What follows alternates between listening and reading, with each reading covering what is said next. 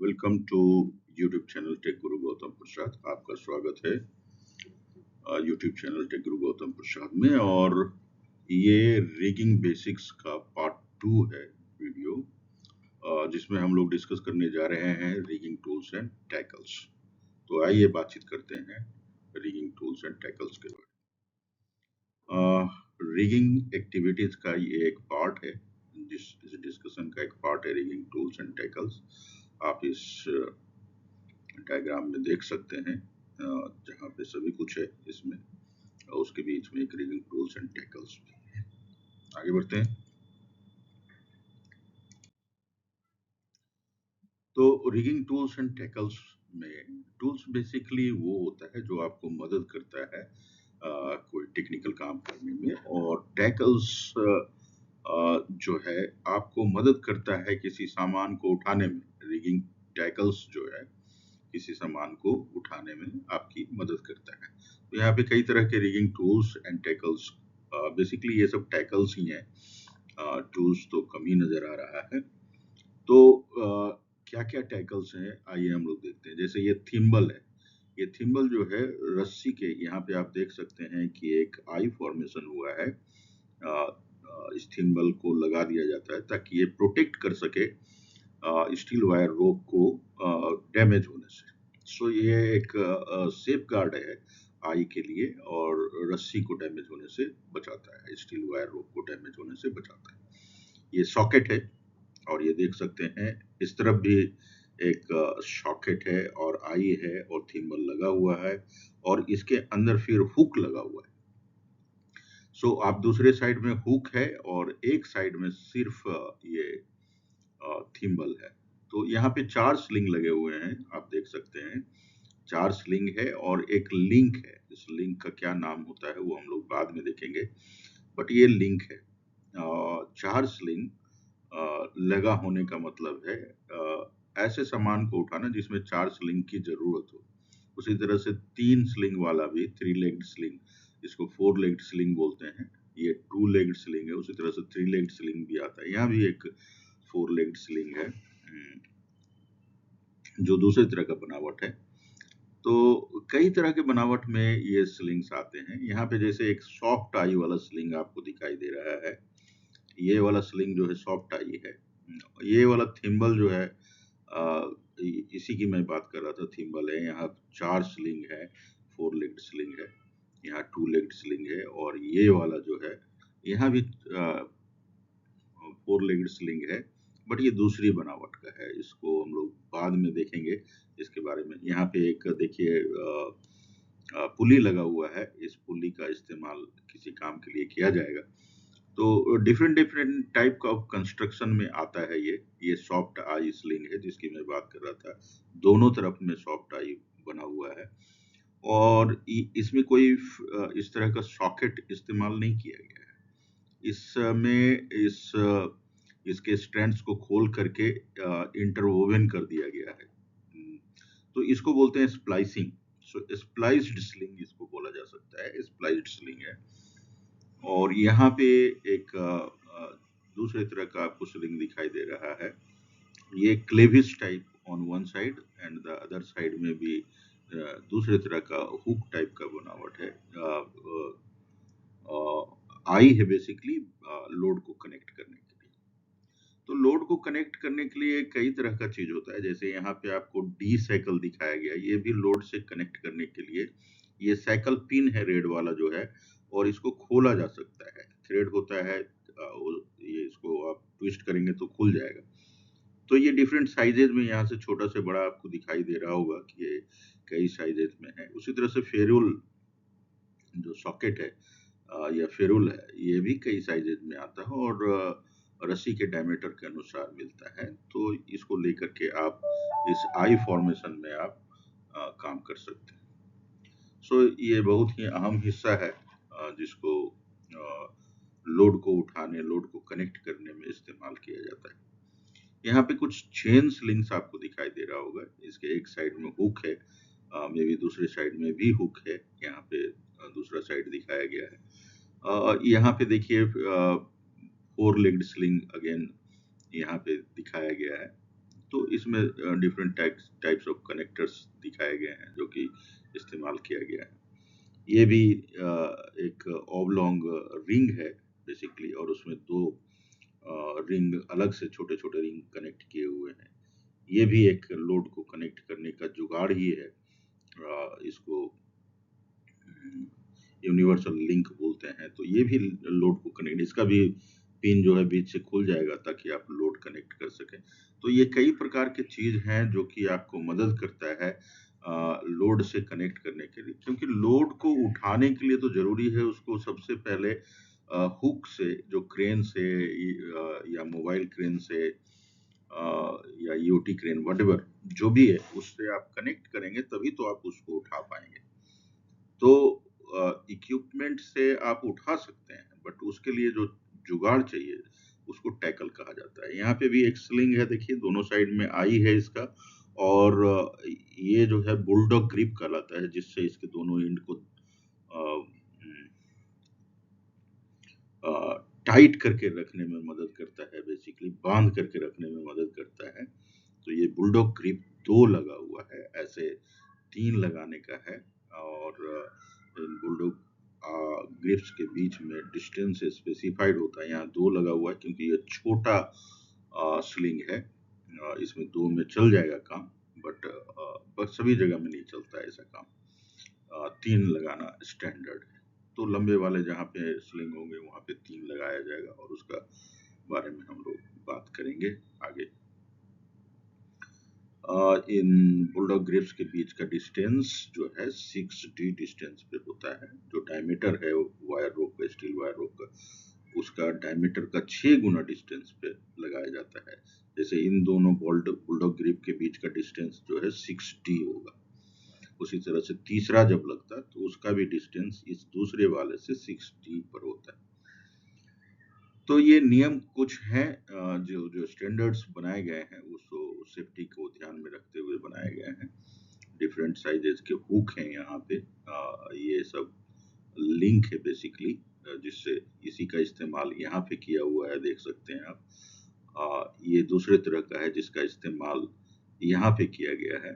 तो कई तरह के लिंक्स आते हैं रिगिंग टूल्स एंड टेकल्स में, जिसको मास्टर लिंक असेंबली बोला गया है, कनेक्टिंग लिंक्स बोला गया है। तो आगे बढ़ते हैं हम लोग रिगिंग टूल्स एंड टेकल्स के आगे चैप्टर में देखते हैं क्या है। सो यहाँ पे देखिए बो साइकिल है, यहाँ पे डी साइकिल है, यहाँ पे कई प्रकार के हैं। डी साइकिल भी कई कंस्ट्रक्शंस में है। इसमें आई बोल्ट है, स्नैच ब्लॉक होता है। स्नैच ब्लॉक में बेसिकली दोनों तरफ से खुल जाता है, एक तरफ से खुलता है या दोनों तरफ से खुल जाता है, और उसमें आप पुली पुली होता है, बेसिकली पुली में आप डाल सकते हैं रस्सी को, तो उसके लिए ये सुविधाजनक होता है। यहाँ पे ये सॉलिड थिम्बल कहलाता है, जैसा कि आपने थिम्बल देखा था लास्ट पेज में। वो थिम्बल जो था लोहा का बना हुआ स्ट्रक्चर था, बट ऐसा नहीं था। इसमें एक सॉलिड लोहा है और उसके बीच में होल किया हुआ है। तो इस प्रकार का भी थिम्बल का इस्तेमाल जहाँ पे ज़्यादा सेफ्टी की आवश्यकता है, ज़्यादा लोड लिफ्टिंग किया जाता है, वहाँ पे किया जाता है। ये भी एक प्रकार का टैकल है जिससे लोड को कनेक्ट करने में मदद करते हैं। ये इसे कैराबाइनर बोला जाता है, और ये जो माउंटेन क्लाइंबिंग होता है उसमें रस्सी को कनेक्ट करने का काम में आता है, आदमी से रस्सी जो कनेक्ट होता है। इसे टर्न बकल बकल कहा जाता है, और ट्रक में जब सामान लोड किया जाता है तो बेसिकली उसके चेन्स को टाइट करने के काम में आता है। और ये कई कॉन्फ़िगरेशन में आता है, जैसे इसे clevis and clevis type turnbuckle कहा जाता है। इसे आई एंड जे टाइप या hook type, eye and hook type turnbuckle कहेंगे। इसे hook and hook type turnbuckle कहेंगे। तो कई तरह के टर्न बकल आते हैं मार्केट में, आपको अवेलेबल है, जैसा जरूरत होता है वैसा टर्न बकल होता है। ये एक बेल्ट है जिसके लेंथ को आप एडजस्ट कर सकते हैं। तो इस बेल्ट से भी दोनों साइड में देखिए आपका हुक लगा हुआ है, तो इससे आप लोड उठाने का भी काम ले सकते हैं। इसे क्विक लिंक कहा जाता है। और ये भी लोड को कनेक्ट करने में काम आता है। ये पुलर है, जिससे बेसिकली सामान को जब हॉरिजेंटली किसी को खींचना होता है तो उसे पुलर कहा जाता है। पुल और लिफ्ट में यही फर्क है कि पुल जो है हॉरिजेंटल फोर्स लगा करके किसी सामान को समानांतर जमीन के घसकाना जो है वो पुल कहलाता है। और लिफ्ट का मतलब तो होता है ग्रेविटी के अगेंस्ट में किसी ऑब्जेक्ट को, किसी वस्तु को उठाना। तो ये जो है इसे स्प्रेडर बीम कहा जाता है। बेसिकली लोड को दो भाग में बांट देता है ये, एक एक पार्ट इधर और एक पार्ट इधर। तो दो हुक से एक लोड को कनेक्ट करते हैं। तो जहां भी ऐसी जरूरत होती है स्प्रेडर बीम को, जैसे लैडल उठाते हैं हम लोग, तो लैडल में एक स्प्रेडर बीम होता है जिसमें दो हुक लगे रहते हैं और लैडल के दोनों साइड में वो जाकर कनेक्ट होता है। यहाँ पे देखिए ये मास्टर लिंक है और ये बो साइकिल है। ये शुगल टाइप ऑफ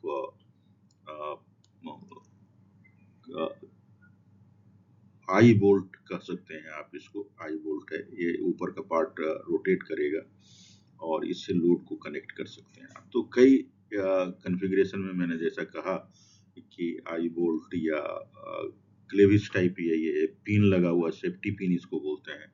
तो ये पिन जो है, ये जो साइकिल पिन है उसको निकलने से रोकता है। सो ये टर्न बकल अगेन है। और ये जो है वायर क्लिप बोलते हैं इसको, बुलडॉग क्लिप की तरह ही होता है। ये वेल्डलेस मास्टर लिंक है। कहीं पर वेल्डिंग का निशान नहीं दिख रहा होगा आपको। यहाँ पे वेल्डेड है ये लिंक जो है। तो वेल्डेड वाला थोड़ा कमजोर होता है, टूट सकता है इस वेल्डिंग से। बट इस तरह का जो है यूनिट बिना वेल्डिंग का जो बनाया जाता है ज्यादा मजबूत माना जाता है। ये भी वेल्डलेस एंड लिंक है और ये भी वेल्डलेस रिंग है। ये वेल्डलेस रिंग है, ये वेल्डलेस लिंक है, एंड लिंक, जो ओवल शेप का है। ओवल नहीं, ऑबलोंग शेप कहते हैं इसे।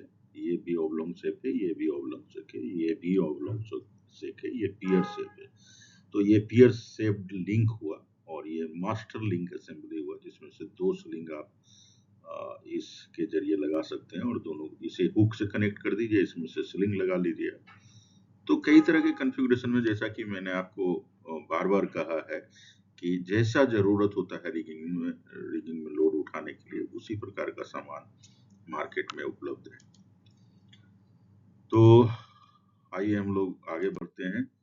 यहाँ पे प्लेट क्लैंप्स दिखाया गया है। प्लेट क्लैंप्स बेसिकली प्लेट्स को उठाने के लिए इस्तेमाल किया जाता है। तो प्लेट्स को कभी कभी इन सॉरी, ये प्लेट लिफ्टिंग क्लैंप को कभी हॉरिजेंटली भी लगाया जाता है और कभी वर्टिकली भी। जैसे ये हॉरिजेंटली लगाने के लिए एक क्लिप है, दोनों साइड में एक प्लेट को लगा करके और ये पकड़ करके इसको जब खींचेगा रस्सी से, तो ये देखिए ये लोड के चलते ये इसको दबाएगा तो प्लेट को और जोर से पकड़ लेगा। तो ये इसकी बनावट ऐसी है कि प्लेट जो है लिफ्ट करने में और उसको ग्रैब करने में बेसिकली मदद करता है। तो वर्टिकल लिफ्टिंग और हॉरिजॉन्टल लिफ्टिंग दोनों तरह के लिफ्टिंग के लिए इसका इस्तेमाल किया जाता है। आगे बढ़ते हैं। यहाँ पे स्विvel टाइप आई बोल्ट है। ये सब 360 डिग्री घूम जाता है और इसके घूमने के चलते लोड के अनुसार अपने आप को ओरिएंट करने में ये मदद करता है। सो वो दैट एक्चुअली इससे बहुत हेल्प मिलता है आपको रिगर्स को, कि ज़्यादा मेहनत नहीं करना पड़ता है उस लोड को ओरिएंट करने में। वो स्वतः ओरिएंट कर लेता है लोड के साइज और शेप के अनुसार में। तो काफ़ी मदद मिलती है इससे। और ये डिफरेंट बनावट में भी आता है, जैसे कि यहाँ पे 4 बनावट मैंने दिखाया है। ये आई बोल्ट जो है आपको गियर बॉक्स के ऊपर, मोटर के ऊपर दिखाई देगा। तो ये आई बोल्ट कई तरह के होते हैं। जैसे ये पोर्शन को इसका शोल्डर बोला जाता है और ये शैंक बोला जाता है। ये जो जिसमें थ्रेडेड पोर्शन है इसको शैंक बोला जाता है और ये जो पोर्शन है ये आई है। और ये सब वाशर है, ये बोल्ट है इसका। तो ये कई तरह का छोटा बड़ा साइज में आता है। यहाँ पे भी देखिए इसमें पूरे पोर्शन में थ्रेड किया हुआ है, कहीं-कहीं आधा पोर्शन में ही भी थ्रेड होता है, जैसे इसमें देखिए आधे पोर्शन में थ्रेड है, तो जैसा ज़रूरत होता है वैसा बनाया जाता है। और ये आई नट्स है, आई नट्स भी कई कई तरह के कॉन्फ़िगरेशंस में आता है, कई तरह का बनावट में आता है। तो जैसा ज़रूरत होता है लोड को कनेक्ट करने के लिए उस तरह का होता है। बेसिकली मोटर को जब उठाना है तो उसमें 4 आई वोल्ट हो सकता है, 2 आई वोल्ट हो सकता है या 1 आई वोल्ट भी हो सकता है कभी-कभी। बट आई वोल्ट में एक मुख्य बात समझना पड़ेगा कि 1 आई वोल्ट से, 1 स्लिंग से लोड को उठाने के लिए मना किया जाता है, क्योंकि लोड रोटेट हो सकता है और कहीं पे हिट कर सकता है और उसे सँभालना कभी-कभी मुश्किल हो सकता है। इसलिए बेहतर होता है कि लोड को कम से कम 2 स्लिंग या 2 आई वोल्ट की मदद से उठाएँ रेदर देन 1 आई वोल्ट।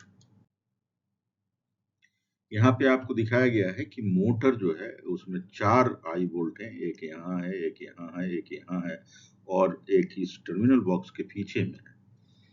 तो इसे 2 के स्लिंग की मदद से आप देख सकते हैं, हुक से 2 स्लिंग से ये कनेक्टेड है 2 आई वोल्ट, जो डायगोनली कनेक्टेड है। 2 आई वोल्ट डायगोनल आई वोल्ट्स में लगा दिया गया है स्लिंग और इससे ये बैलेंस्ड होकर के उठा लिया जाएगा।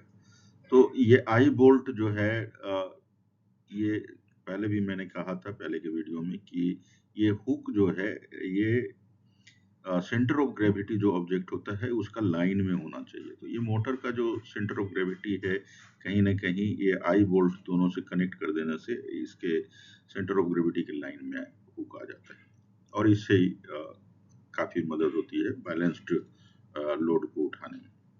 यहाँ पे देखिए पाइप्स का बंच है, जिसे कि इससे सबसे पहले सिक्योर किया गया है ताकि स्लिप करके कोई भी पाइप जो है बाहर आके गिरे नहीं, जिससे कि कोई खतरा हो सकता है वर्क प्लेस पे।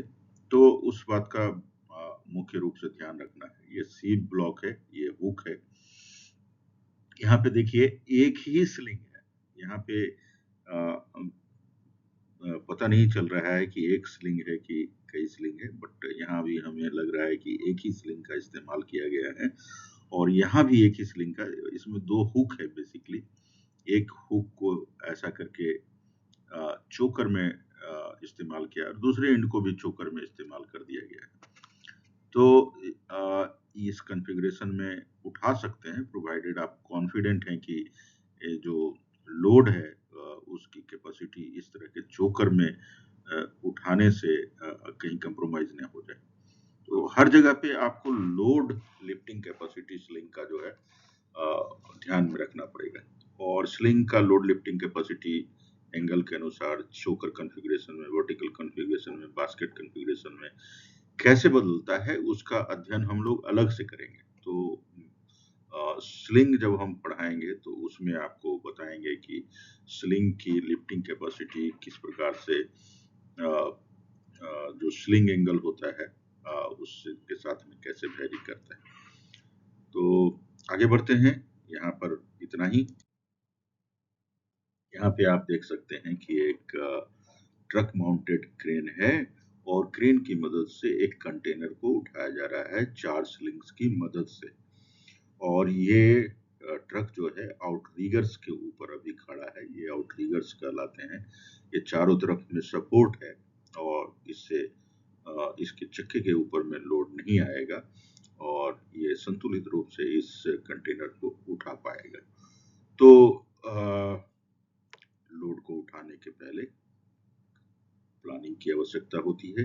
तो हम हमेशा सजेस्ट करते हैं कि लोड उठाने के पहले कैलकुलेशन वर्क और प्लानिंग दोनों कर लिया करें। ये पिक्चर आपने पहले पार्ट में देखा है, इसलिए मैं बहुत ज़्यादा इसमें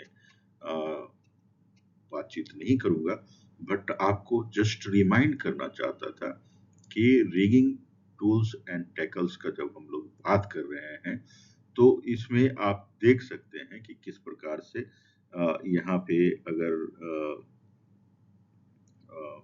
मुझे ज़ूम करने का टूल यहाँ नहीं दिखाई दे रहा है, तो आप यहाँ देख सकते हैं एक डी साइकिल इस्तेमाल किया गया है, यहाँ भी डी साइकिल इस्तेमाल किया गया है। यहाँ हुक है और ये जो नायलॉन स्लिंग है, बेसिकली उसका आई को हुक में डाल दिया गया है। एक आदमी यहाँ से पकड़ करके रखा है रस्सी से, ताकि लोड जो है असंतुलित ना हो। तो इस प्रकार से आप देख सकते हैं कि किस प्रकार से टैकल्स का इस्तेमाल यहाँ पे किया गया है। सो बहुत इम्पोर्टेंट है इसे जानना, समझना। लोड लिफ्टिंग में कई बातों का ध्यान रखा जाता है, जिसे मैंने फर्स्ट पार्ट में डिस्कस किया था। Safety, balance, centre of gravity, sling strength, hook and sheave condition, SWL of the mobile crane, SWL of the web slings or weavings, hook, steel wire rope, everything, SWL सभी का proper size का होना चाहिए। Operator skill बहुत मायने रखता है। Power lines, आपको देख के काम करना पड़ेगा कि पावर लाइंस में कहीं आपसे गलती से छू न जाए आपका बूम जो है। मोबाइल क्रेन सिग्नल्स बहुत जरूरी है, क्योंकि मोबाइल का सिग्नल्स जो है उसी के ऊपर आपका क्रेन का जो ऑपरेटर है काम करता है। तो थैंक यू सो मच, आपने पेशेंसफुली इस प्रेजेंटेशन को सुना और समझा, इसके लिए थैंक्स। अगर आपका कोई क्वेरी है तो आप हमारे कमेंट बॉक्स में लिख सकते हैं, और अगर आपको वीडियो अच्छा लगा तो एक थम्स अप जरूर दीजिएगा। और अगर कुछ सजेशन देना चाहते हैं आप, कुछ कहना चाहते हैं मुझसे, तो आप कमेंट बॉक्स में डाल सकते हैं। Thank you so much once again. Have a nice day.